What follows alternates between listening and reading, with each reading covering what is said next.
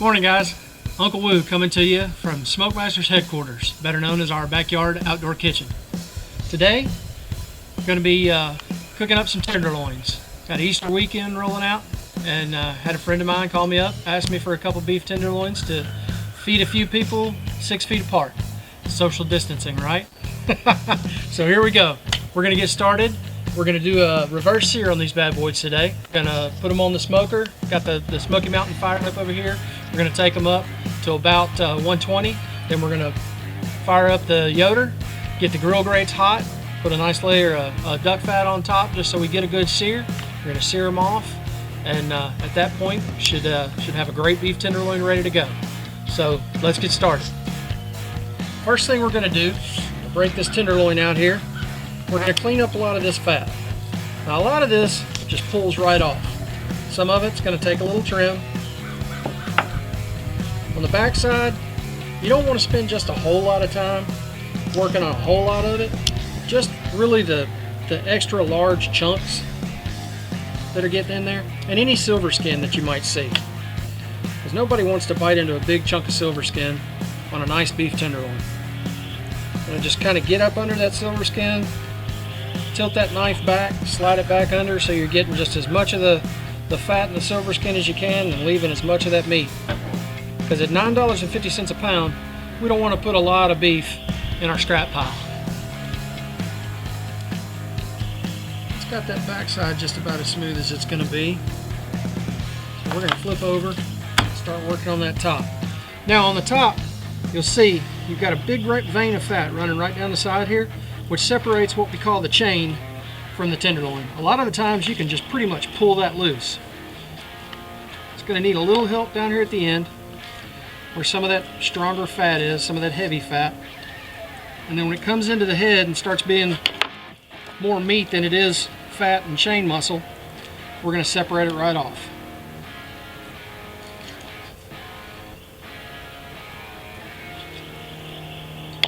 Those of you that have cooked beef tenderloin before know that that's what we call Pitmaster's privilege, meaning that's what I'm going to snack on while this is cooking. It's mostly fat.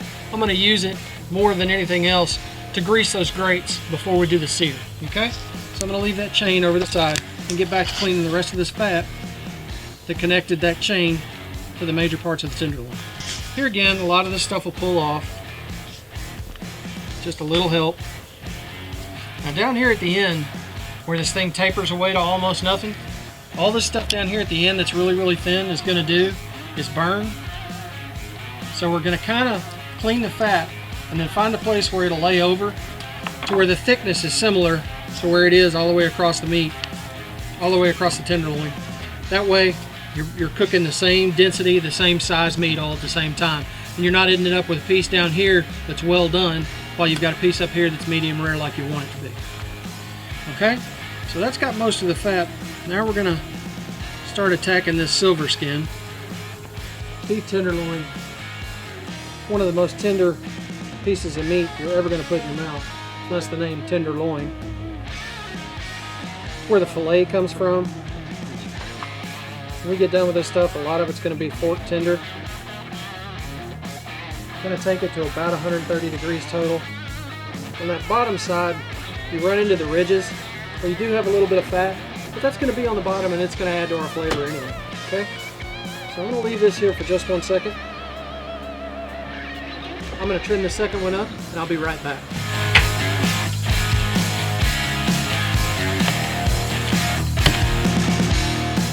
Okay, so now we've got both of our tenderloins trimmed up, all the fat's removed.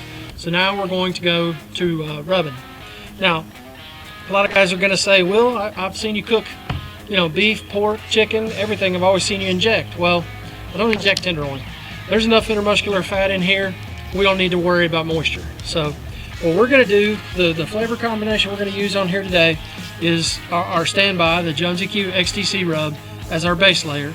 Then we're going to come back in with a little cow pow, which is a nice beef flavor. It's going to just enhance the natural beef flavors of the tenderloin.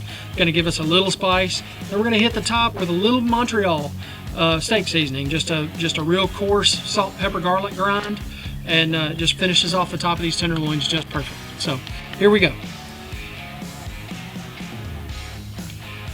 Going to get a nice even layer.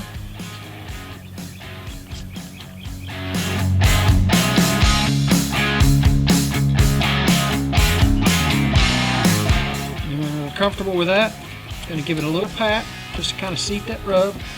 We're going to flip her over. Do the same thing on the back side. By the time we're done rubbing these down, it's going to be almost like a square. You're going to have a top, a bottom, and two sides.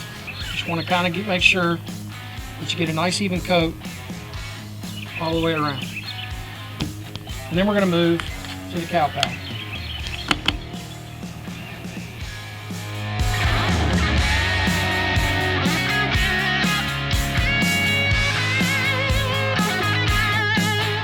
And you can see, looking at the meat, that XTC's already started to get that tenderloin sweating, starting to pick up a little surface moisture. So we want to try to get the rest of our rubs on there quickly and take advantage of that just to help hold everything on. And go back and touch up that top side where we rolled around on it.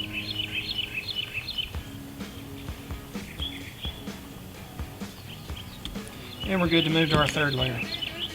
And you can just see the difference in the texture between the Montreal and everything else we put on. A real coarse grind. Going to give us a real good crust and real good bite once we go to sear.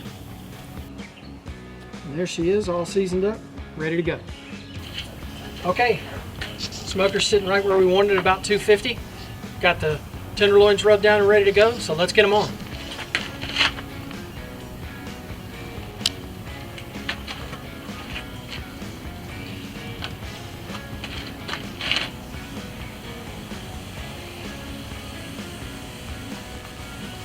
Alright, those are looking beautiful.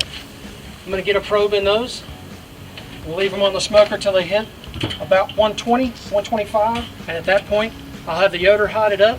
We'll get those off, get them on the grill grates for a nice crusty sear. Okay, so nobody likes technical difficulties, but when you blow a fuse on your yoder and you're at SmokeMasters powered by Royal O, what do? You fall back to the PK. Load it up with some nice lump charcoal, sear it up to about 500 degrees. So let's get these tenderloins finished off. We're going to take that shaved meat that we pulled off the tenderloins when we trimmed them and rub these grates. Just get a little fat on top of them. Keep our tenderloins from sticking. These grates are at about 450 right now.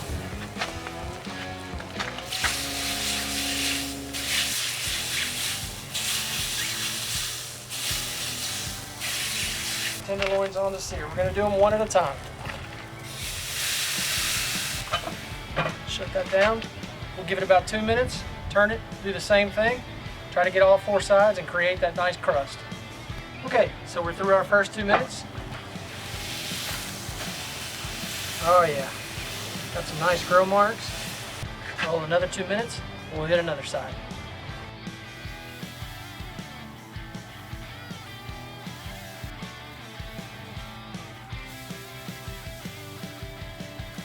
Okay, we're pushing 130, so let's get this thing off and let it rest.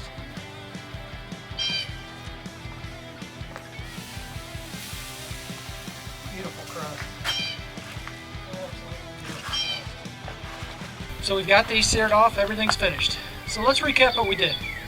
We started with two between 6.5 and 7 pound beef tenderloins. We trimmed them, took the chain muscle off, cleared off all the fat, the extraneous silver skin, got all those bad bites out of the way. We seasoned them up with a combination of Jonesy Q X2C, cow pal, and then a final layer of a really coarse grind Montreal steak seasoning. Put them on the smokers until they reached about 118 degrees internal temperature, pulled them off, and then used our PK with our grill grates to sear 2.5 minutes aside until they reached an internal temperature of 130. That should give us a nice medium rare in the center. So let's see how we did.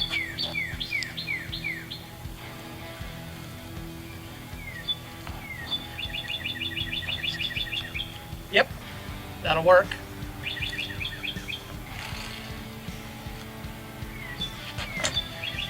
Get that nice pink center.